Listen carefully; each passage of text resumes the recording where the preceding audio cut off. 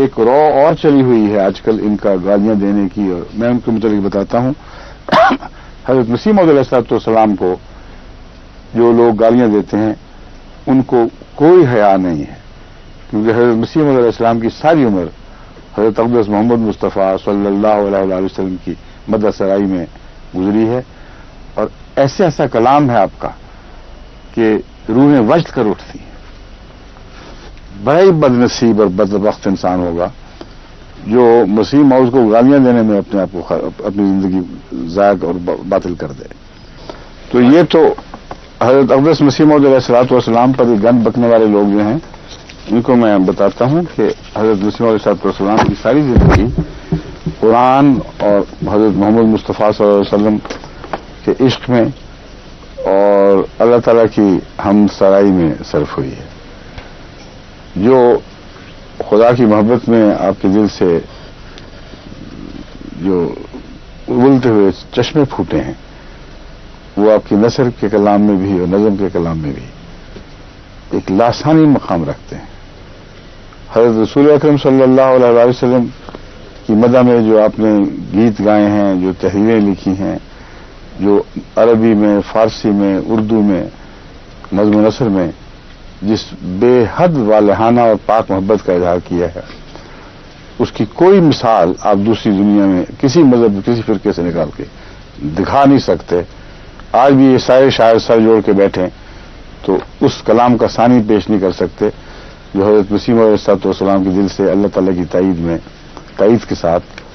حضرت صلی اللہ علیہ وسلم کے عشق میں پھوٹا ہے۔ اور پھر اردو میں بھی اور عربی میں بھی اور فارسی میں بھی، اور بعض جو تحریریں ہیں نظم و نثر کی ان کو پڑھ کے غیر احمدی علماء نے اور غیر احمدی چوٹی کے اس زمانے کے مشاہیر نے حیرت انگیز وجد کا اظہار کیا۔ کہتے ہیں کہ یہ کلام ایسا ہے جس سے روح وجد میں آ جاتی ہے۔ ایسے شخص کے پیچھے تم گندی گالیاں لے کے پڑ گئے ہو،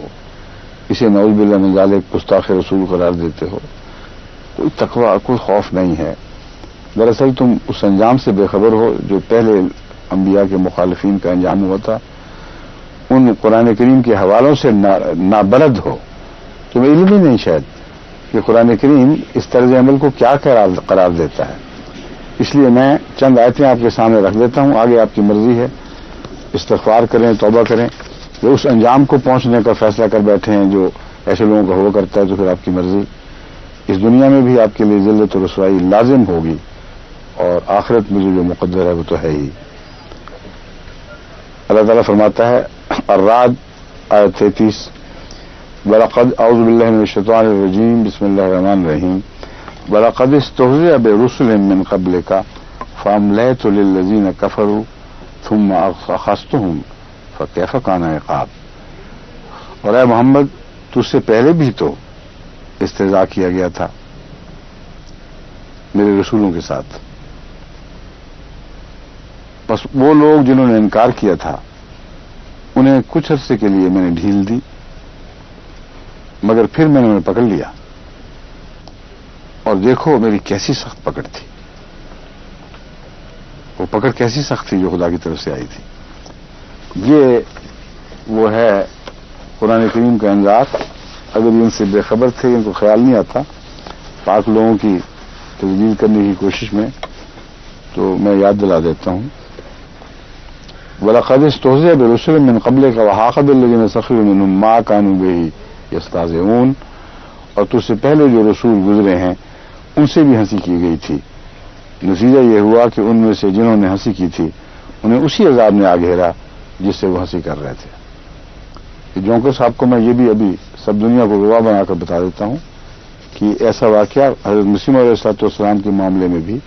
ایک بار نہیں بارہا ہو چکا ہے۔ ایک مولوی جو بڑی شوخیاں کیا کرتا تھا اور یہی بات دہرایا کرتا تھا بار بار کہ نعوذ باللہ من ذالک اپنے بدبخت الفاظ میں کہ مرزا نے ٹٹی میں جان دی تھی۔ وہ چلتے ہوئے چنیوٹ کی بدرو میں جس کا اوپر سے ڈھکنا اٹھا ہوا تھا اس میں جا گرا اور سارے شہر کی ٹٹی میں ڈوب کے مرا ہے۔ اس کا انجام ہمیشہ کے لیے اس کے جھوٹے اور گندے ہونے پر گواہ بن گیا اور مسیح علیہ السلام کے حق میں آپ کی صداقت کی گواہی دے گیا۔ ایک برما میں مولوی ہوا کرتا تھا، اور وہ یہ اعلان، بڈھا مولوی لیکن کوئی خدا کا خوف نہیں، یہ اکثر کو ہوتا ہی نہیں ان کو، وہ اعلان کیا کرتا تھا کہ میں گواہ ہوں کہ میرے صاحب ایک آنکھ سے کانے تھے، ان کی دائیں آنکھ نہیں تھی، بائیں آنکھ تھی صرف، اور جو دجال کانے کی خبر دی گئی ہے یہ وہی شخص تھا۔ حلف اٹھا کے رسول کے ممبر سے یہ اعلان کیا کرتا تھا۔ ہمارے احمدی جو وہاں تھے، بعض مظلوم، بہت کمزور، بڑا ان کا دل کرتا تھا، آخر انہوں نے دعا کی کہ اللہ تو ہی ہے جو اس بدبخت کو پکڑے۔ چنانچہ وہ ایک دفعہ اس کی دائیں آنکھ میں تکلیف ہوئی، وہ ڈاکٹر کے پاس دوائی دلوانے گیا، وہاں ایک دوائی ہوا کرتی تھی کاسٹک سوڈا، وہ بھی اس کو کوئی محلول اس کا آنکھ میں ڈالا کرتے تھے،